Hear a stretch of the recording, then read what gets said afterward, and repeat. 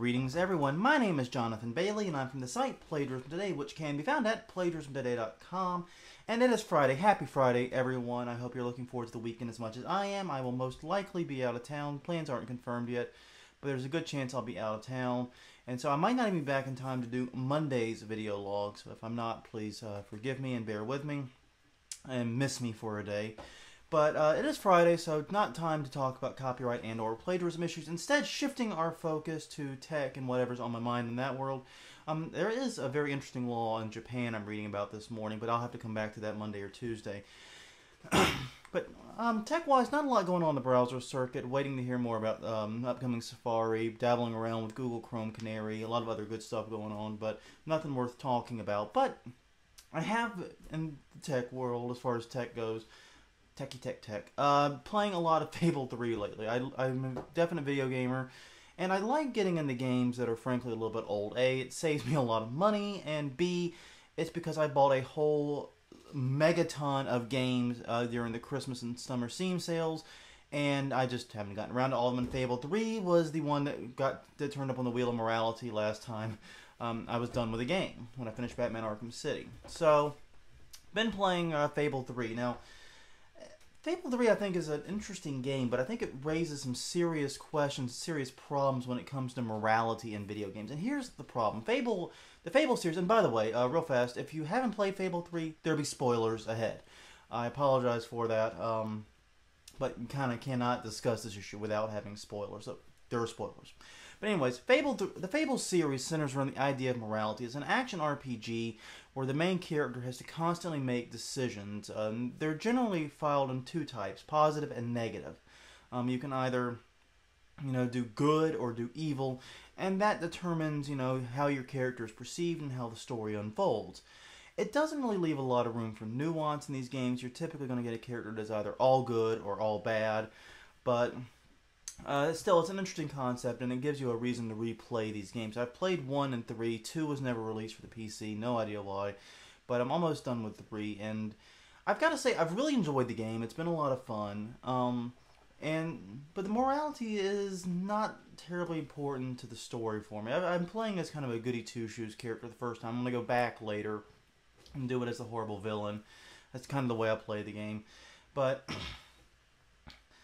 the game is divided roughly into two parts, and the first part, which is like 2/3 of the game, is pretty much your standard fare of questing and going out there, beating up bad guys. Basically, the idea is you're either the prince or the princess of Albion.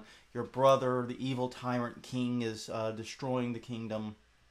So after a spat with him, you leave, you go, you do favors, and round up a group of rebels, various groups of rebels, unite them, and then launch an attack to overthrow the king.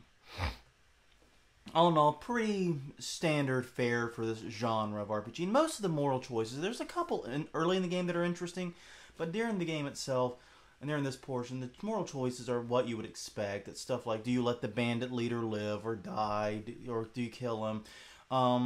Do you help the evil husband kill his wife to collect the money, and da-da-da-da-da-da. It's fairly standard bull, not anything that I would consider too special, but they really threw a curveball about the 2/3 mark, because the climax of the game, when you overthrow the king, happens somewhere in the middle of the story, which is interesting. And then when you overthrow the king, you all of a sudden begin this very strange phase where you are the ruler of Albion. You're still doing some adventuring, but your primary function now is you are the ruler of the kingdom. You are the king and or queen. It's probably one or the other, but hey, it's a role-playing game. I have no idea what kind of character you're playing in your head. Long story short, and this is where the moral choices have the potential to get very interesting, because the game puts you under the gun, so to speak. It says in 365 days, 1 year, there's going to be a massive invasion of your kingdom from an outside force that's going to kill millions of civilians if the kingdom is not ready. So you have two choices. Either be a good and benevolent ruler who loves and cherishes his people and spends the money freely, helping rebuild libraries and destroyed cities and so forth. You can do that, or you can be a tyrant king that has no trouble and no qualms raising the money. So, and this, I think, is a pretty interesting decision. It says a lot about you as a person. Would you rather be a tyrant king making your people miserable, knowing that they'll live, or would you rather continue, your social practices and making them happy, even though millions of lives could be lost? And there's no right or wrong answer to that. Would you rather run a kingdom, a good kingdom that is dead, that is in mortal peril, or would you rather run an evil kingdom, once again air quotes here, evil kingdom that eventually will be wiped off the face of the earth? Very interesting, and you could do something in between. Very potentially exciting, until they slipped in that third option, kind of out of the blue. And the third option is that you can spend your own money to cover any shortfalls in the budget. And while that sounds like, oh, well, now you're making a personal sacrifice, you're not.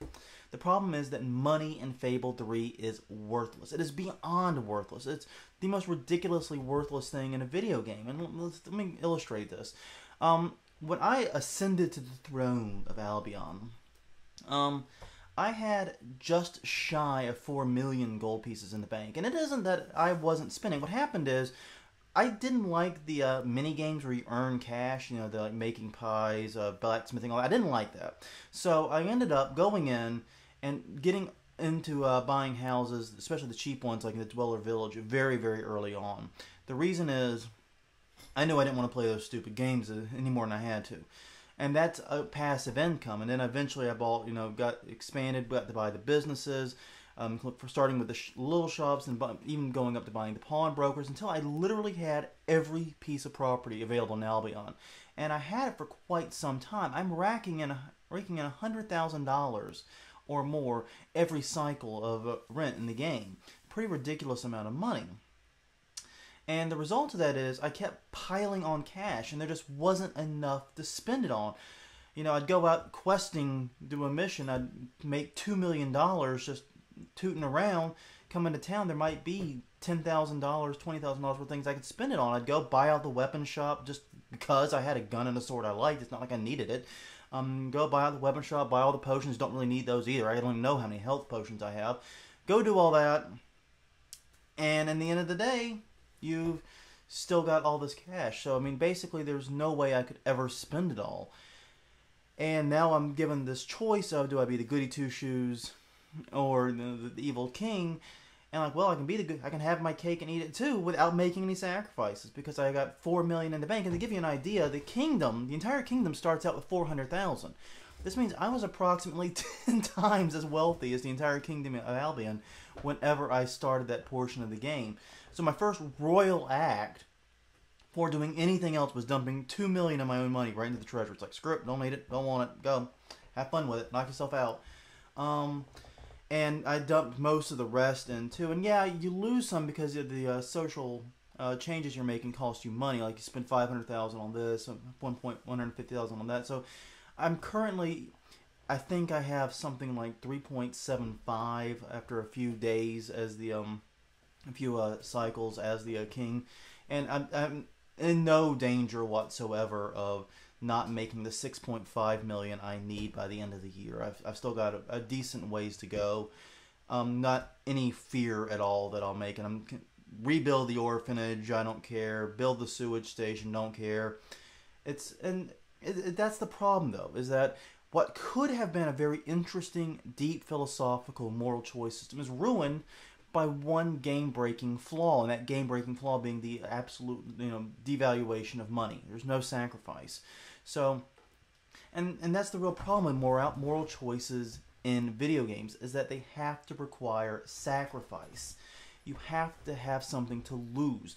A moral choice in real life, if you decide to be a good person and not cheat your customers, you make less money, you have less nice things, but you're a good person, and you probably make more money over the long haul.